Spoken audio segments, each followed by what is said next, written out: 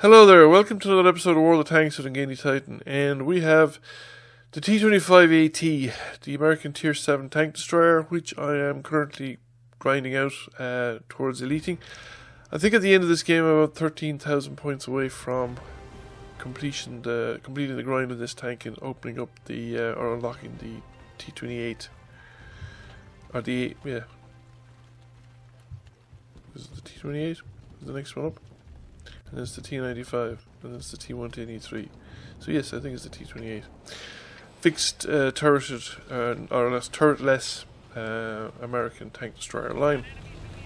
So I'm on Fisherman's Bay, so I've decided I picked out my bush. I know the bush that I'm going for. On the western side of the map, it'll cover the low ground heading up towards that village in the northwest, and ideally somebody should be going into the village in the centre to get the early spots, like that light tank. But he seems, well, he doesn't seem to be trying to do that at the moment. Our team are actually kind of a bit slow on the get-go, but a lot of them are heavy tanks, and that often happens. Sometimes people just kind of hesitate and wait to see where people are going. So this is my bush here that I've picked out. It is, I thought, a suitable location. It would have been better, I think, if that light tank again had gone to the centre of the village. He would possibly have picked up people crossing along the A line to see, or heading towards the village there in the northwest. But he's decided to go for a run. Now I'm going to cover him as best I can if he starts showing people up. And there is a T-69 who is rushing determinedly forward. I think it's madness doing stuff like this. T-69 is a potentially very valuable tank if you can hang on to the late game, where the burst damage from the autoloader will be much more effective, much more telling, shall we say. Now, our unfortunate light tank is too tucked into the road for me to actually give him any cover, but there are enough tanks to the south of them that should be able to push forward and give him some support, and they didn't.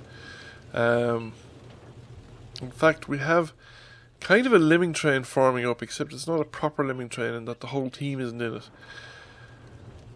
But it's you have a couple of tanks pushing forward on the western side of the map, and then you have a whole string of tanks just trailing along behind them, and we have a couple of medium tanks that could be far more usefully employed in the village in the centre, supporting the centre of this map, and giving flanking fire into those guys in the northern edge of the map, because I'm in one position here, but as you notice, I can't see the tank destroyers.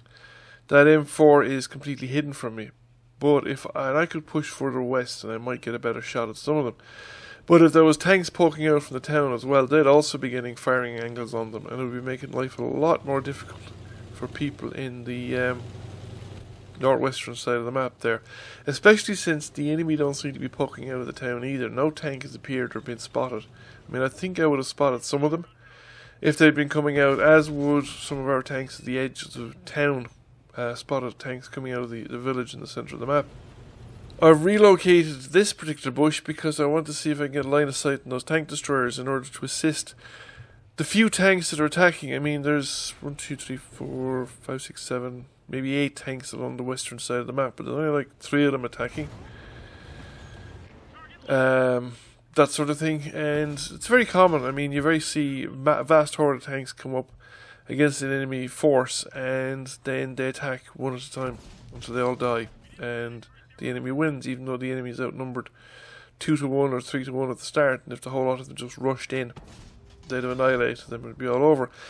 Now, our actual attacking element is roughly the same size as the defending element. There are a lot of enemy tanks up there, but there's a lot of our tanks just hanging back in the low ground where they can do nothing. If they were up here even beside me in the high ground, where they'd have opportunities to get shots or push forward, some of these are heavy tanks, they have the armour to push forward. Now this Yak Panther rather obligingly pulled out, let me shoot at him, and then stayed for a second shot. Unfortunately for me, he didn't stay for the third shot, so I'm back to trying to get line of sight on people that are behind buildings, and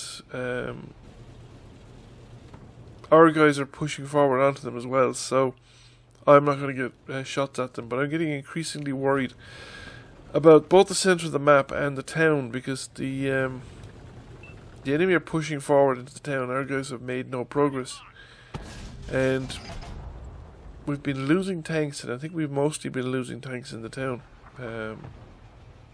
We've been killing tanks up here, but we haven't lost as many as the defenders have. But it is very much kind of a one-on-one. We're not breaking free of the enemy. We're not getting ahead of them on tanks. And we're not getting ahead of them on a position either. We're not winning this battle in any great hurry. But I think they're doing a little bit better in the town. I think their numbers are finally starting to appear. They've split our units in the town as well, which is going to give them a considerable advantage because then they can defeat each section in detail. However, we're going to take the opportunity, well, we don't get the opportunity to shoot the Tiger in the flank. And there is, I think, just the SU-100M1 remaining. And we managed to get a tracking shot into him. That was pretty useful.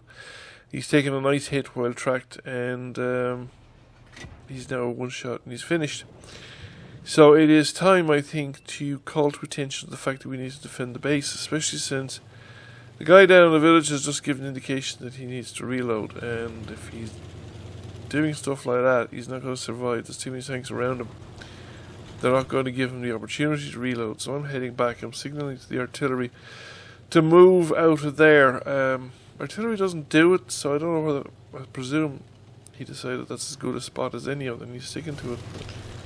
I'm going to go for this location here. Just, it overlooks the cap circle. It will give me a chance to shoot people coming out from the road, and it's the nearest sort of location that can be supported by tanks behind me that it might be coming down. There's at least 2 tanks coming in my direction, so it's not completely hopeless. Now there's a heavy tank up there on the road. He was well off. He came down by the road. The light tank has managed to appear on the map, and I've not noticed because I'm too busy looking at the map and looking at the other tanks lined up. But now I've spotted him. He caught fire there. I think artillery might have caught him, and if so, a nice shot. He was tracked in position anyway. We've managed to take him out. But I've been spotted, and I'm still spotted. So I better pull behind the buildings and just get out of the line of sight because there's bound to be more tanks behind him. So we go down to this bush. Let's see if we can. There's one of the tanks behind them spotted, which is good because then at least it gives you something to shoot at, or a possibility of something to shoot at. So it's a T-29, hull down, but he's showing me the side of the turret, and we take him out. And then there is a Nies. Similarly, I should be able to put a round through him as well if I can get a clean shot at the side of the turret. However, he doesn't sit still and make life easy for me. And then we have a couple of tank destroyers appear into view. An T7, and that was a bit of a waste really, but there's a T25 AT, and he's out in the open as far as I'm concerned, so he's one shot kill, so we get rid of him, and then we can now focus my attention back on the AT7. AT7 is going to be a bit tricky, so I'm going to pull back, get the bushes between me and it. He's been spotted by somebody else, so I don't need to spot him. And I'm going to try and put rounds through the commander's hatch. It's not the easiest of targets. You kind of have to hit its center on as well because it's fairly well armoured. It's just not as well armoured at the front of the tank. We got a round into him, but he's vanished out of view. But the IS has appeared, and we switch targets to the IS. We put a round into him, and will we get the second round in before he disappears into cover? There is rocks up there. Now, I got a tracking shot, but he was moving at a fair speed, so he probably wasn't, even if he was tracked, stopped necessarily where I shot him. So I'm switching back to the AT7 that's spotted, and I failed to put the round through, but I get spotted when I fire, even though I suppose I'm not far back enough behind the bush and he's close enough at this point to spot me.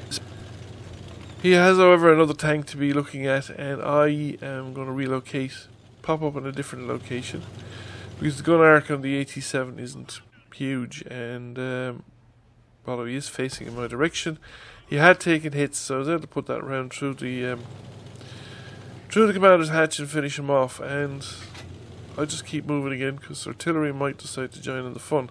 In fact, I'm kind of surprised that I hadn't had incoming artillery rounds so far. Now there's 2 enemy tanks remaining, and there's one of them in the cap circle, even though I'm not hearing the siren.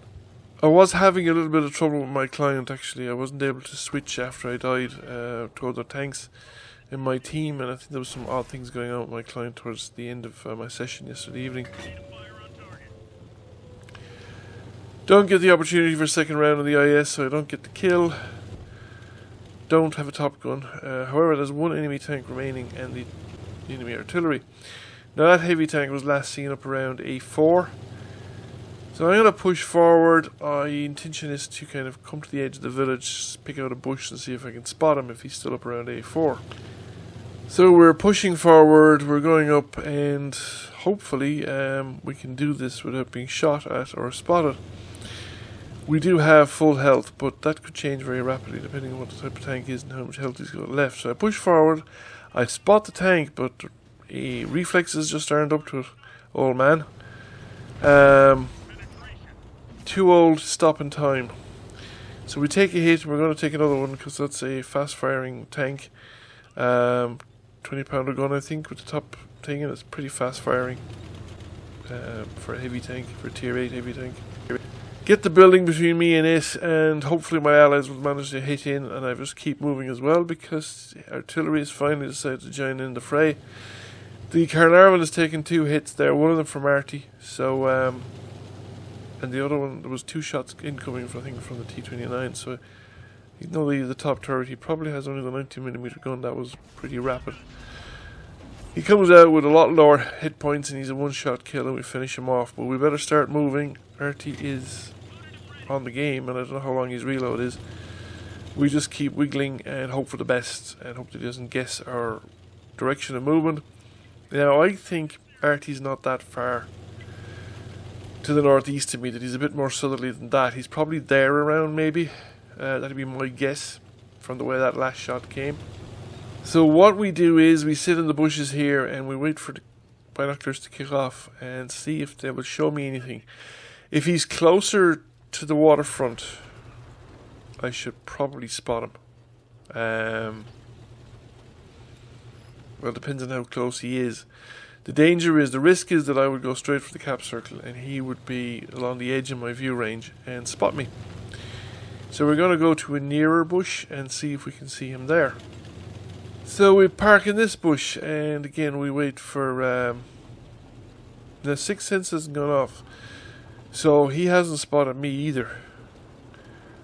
Now, I think he's on the water's edge.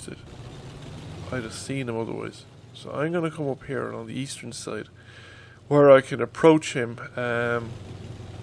with the shortest sight lines and I have the best chance of spotting him before he spots me or before he's turning the right direction, because I think he's probably more likely to be expecting me from my last known location to be kind of heading for the cap circle. That's kind of what people do, is to head for the cap circle in these circumstances. So I don't want to do that. Let the T-29 do that. I'm coming up here. He's not around the back of the buildings, and there he is. Now I probably should have taken my time there and actually gone for the tracking shot, but I didn't, and he's turning. However, because he's sitting still, our artillery gets him. So that is it. Game over. Did manage to get my top gun though, I suppose, so I should be grateful for that.